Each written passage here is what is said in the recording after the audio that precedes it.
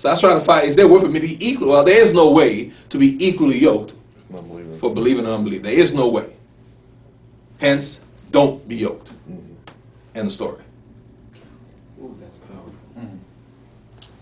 Because they worship, you got two people worshiping different gods. A believer is supposed to be worshiping God. An unbeliever worships themselves or some other god, but not God.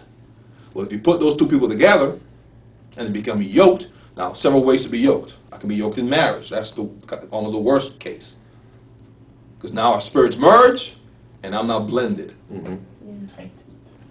I can be yoked in a friendship. We use the word friend so easily. Yet Amos 3:3 says it best. Can two walk together except they be agreed? So how can I, if I'm a believer, be a friend to an unbeliever? I think that's impossible. Call them buddy, associate, call them what you want, but they're not your friend.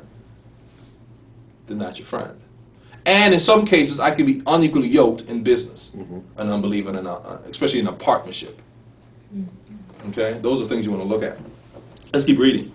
For what fellowship hath righteousness with unrighteousness? What communion hath light with darkness? What concord hath Christ with Belial? That's another name for Satan. And what part has he that believeth with an infidel? What agreement hath the temple of God with idols? For you are the temple of the living God. As God has said, I will dwell in them and walk in them. I will be their God, and they shall be my people. Wherefore, come out from among them, and be ye separate, saith the Lord, and touch not the unclean thing. And I will receive you, and will be a father unto you. You shall be my sons and daughters, saith the Lord Almighty.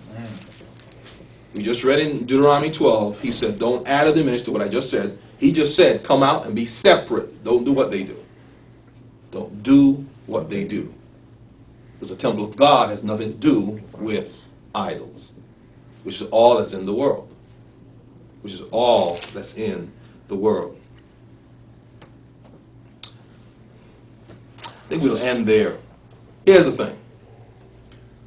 Christ has to be all in all.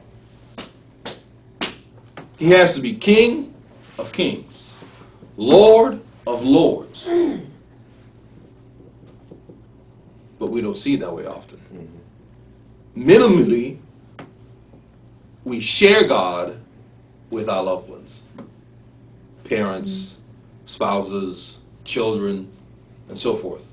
And God says, no, no, no, no. There can only be one great love, and God is supposed to be it. But we don't get that. We don't get it. So here's the other circle of death. I think I said it last week. All our love should be going to God. All, 100%. All of it should be going to God. Now, the reason it'll go to God is He's already sent His love down to me. 100%. For God so loved the world that He gave His only begotten Son. Well, if all my love goes to Him, I only have His love to give to others. Okay? Just like an electric current. He sent His, I sent His. It's a nice circle. And it can flow out and power the world by the love of God. Our love can't do that.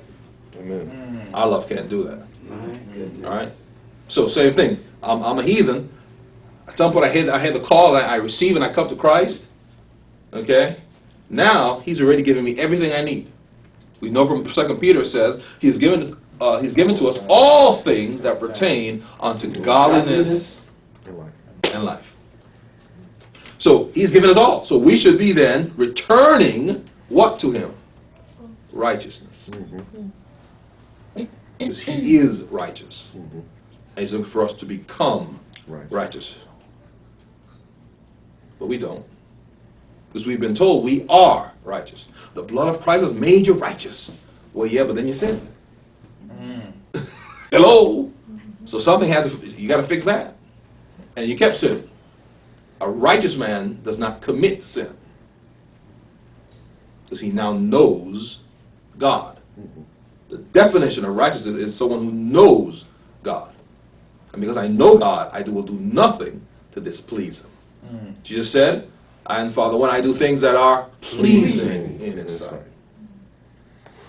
Tradition brings in idolatry, brings in entrepreneurship, brings in the spirit of Saul, brings in hypocrisy, brings in witchcraft, and brings in covetousness.